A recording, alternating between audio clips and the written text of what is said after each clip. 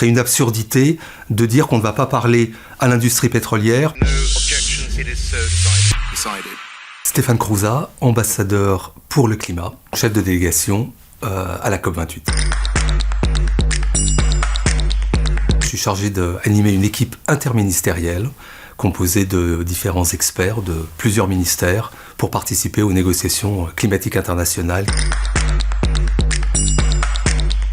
On se souvient qu'à la COP26, pour la première fois, on a parlé du charbon dans une décision de COP, avec la sortie progressive du charbon qui était inscrite dans la décision finale de la COP.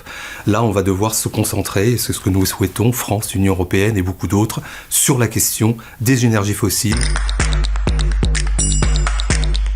Les énergies fossiles, c'est 80% des émissions mondiales. Ça veut donc dire que nous sommes toujours addicts à ces énergies fossiles. En France, c'est encore les 2/3 de notre mix énergétique. Les énergies fossiles sont des énergies du passé.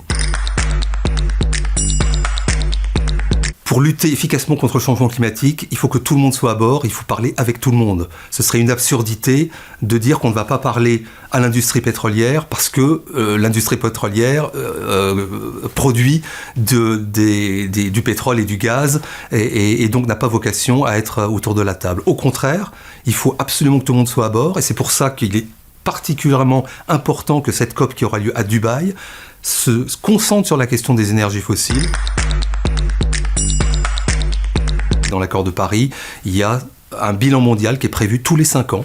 Et nous y sommes. 2023 était inscrit dans l'accord de Paris comme étant ce premier grand rendez-vous pour voir où nous en sommes sur l'application de l'accord de Paris, à la fois sur la réduction des émissions, donc tout le volet atténuation, mais aussi sur l'adaptation des impacts du changement climatique et sur les moyens de mise en œuvre, c'est-à-dire tous les financements. Ce bilan mondial est absolument crucial parce qu'il doit informer l'ensemble des parties pour le prochain cycle d'augmentation de leur ambition.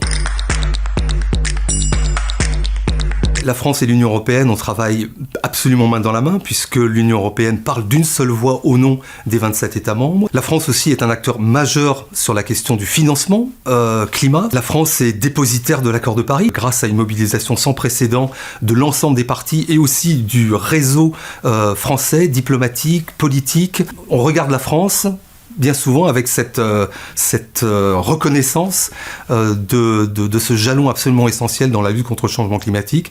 Et c'est pour ça que notre voix est vraiment entendue dans les négociations climat, à la fois au sein de l'Union européenne et plus largement.